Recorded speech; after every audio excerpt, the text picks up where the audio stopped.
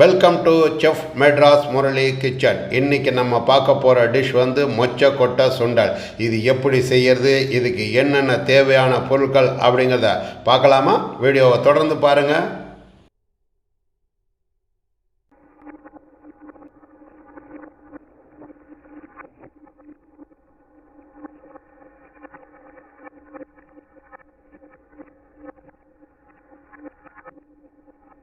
கடுகு 1/2 table spoon, உளுத்தம்பருப்பு 1/2 table spoon, காய்ந்த மிளகாய் 1, பெருங்காயத்தூள் சிறிதளவு, எண்ணெய் 2 டேபிள் ஸ்பூன், மொச்சை 200 கிராம்,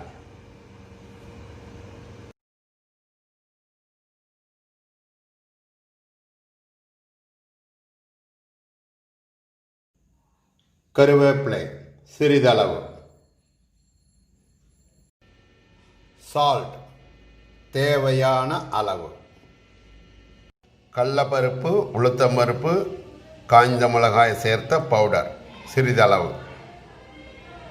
இப்போது இந்த மொச்சக்கொட்டையை நான் என்ன பண்ணியிருக்கேன், கிட்டத்தட்ட ஒரு 8 மணி நேரம் ஊற வச்சுருக்கேன். ஊற வச்சுட்டு இதை இப்போது வேக போட போகிறேன். இந்த மொச்சக்கொட்டையில் மாத்திரம் எது நல்லது, எது கொஞ்சம் பூச்சி இருக்கிற மாதிரி இருக்குங்கிறத நம்ம கொஞ்சம் கண்டுபிடிக்கிறதுக்கு லேட்டாக தான் ஆகும். காரணம் என்னென்னா, வெள்ளையாக இருக்கிற மாதிரி இருக்கும். பட் ஊறின பிறகு தான் பார்த்திங்க அப்படின்னா, இதை பாருங்கள், இதில் இந்த மாதிரிலாம் தெரியும்.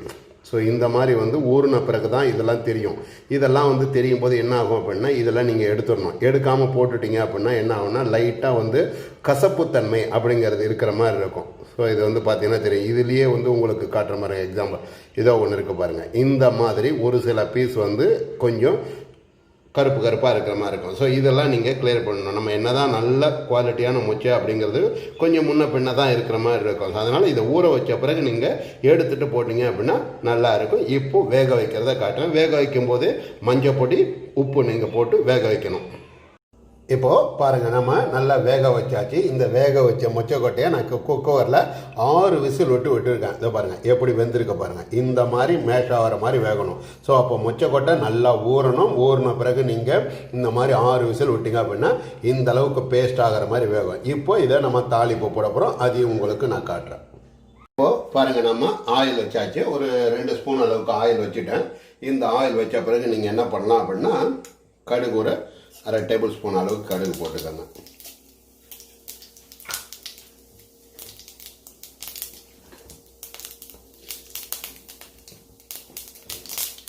அந்த கடுகு வெடிக்கும் போதே காஞ்ச மிளகா, அப்புறம் உளுத்தம்பருப்பு.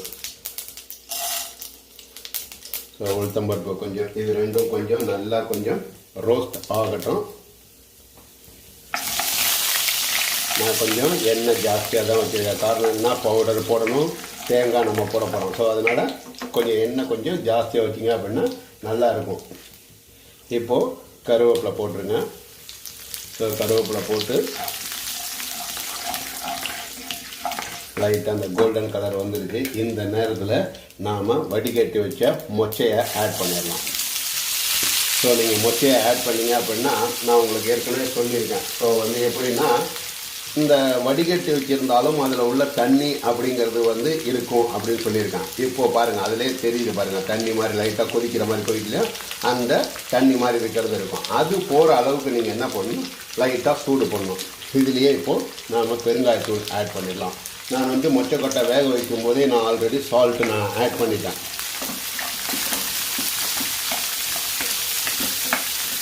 ஸோ இப்போ இதை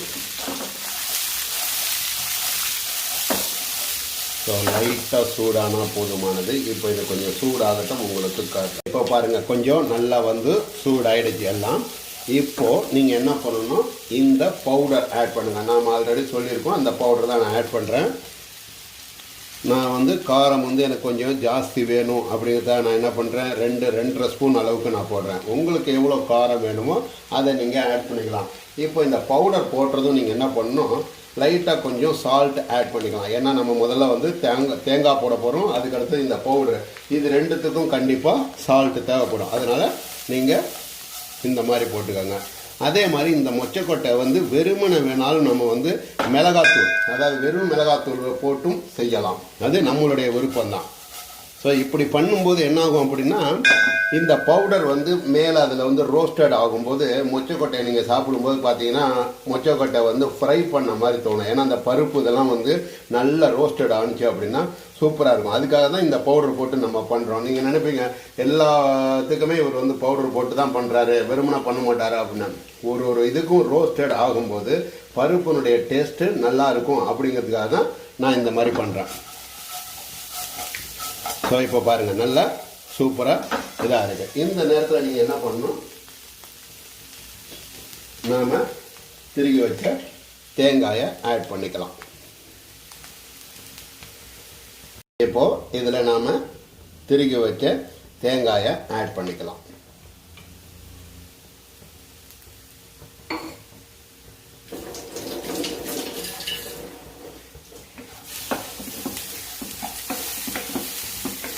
ஸோ பார்க்கவே எப்படி இருக்கு பாருங்கள். அதாவது வந்து மஞ்சள் கலர் வந்து மொச்சை போட்டிருக்கோம், ப்ளஸ் வந்து தேங்காய் ஒயிட் கலர், ப்ளஸ் வந்து அதில் அந்த காரப்பொடியினுடைய ஒரு லைட் ரெட் கலர். ஸோ எல்லாம் சேர்த்து உங்களுக்கு பார்க்கவே ஒரு அருமையாக இருக்குது பாருங்கள்.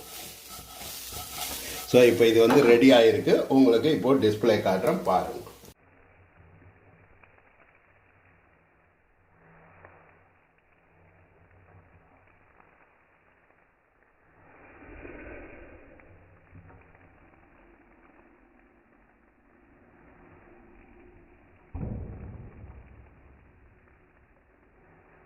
இப்போது பாருங்கள், சுவையான மொச்சை சுண்டல் எப்படி செய்யறது அப்படிங்கிறத உங்களுக்கு செஞ்சு காட்டியிருக்கேன்.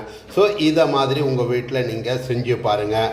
செஞ்சு பார்த்து எனக்கு லைக் பண்ணுங்கள், ஷேர் பண்ணுங்கள், கமெண்ட் பண்ணுங்கள். அதோடு இல்லாமல் செஃப் மெட்ராஸ் முரளி சேனலை இன்னும் யார் சப்ஸ்கிரைப் பண்ணலையோ அவங்கெல்லாம் சப்ஸ்கிரைப் பண்ணி பக்கத்தில் உள்ள பெல் பட்டனை ப்ரெஸ் பண்ணிங்க அப்படின்னா, ஆல் நோட்டிஃபிகேஷன் ப்ரெஸ் பண்ணிங்க அப்படின்னா நான் போடக்கூடிய வீடியோஸ் அனைத்தும் உங்களுக்கு உடனுக்குடனாக வந்து சேரும் அப்படின்னு சொல்லிட்டு இந்த நாள் இனிய நாளாக அமைய உங்களிடமிருந்து விடைபெறுவது உங்கள் ஷெஃப் முரளிதரன். நன்றி, வணக்கம்.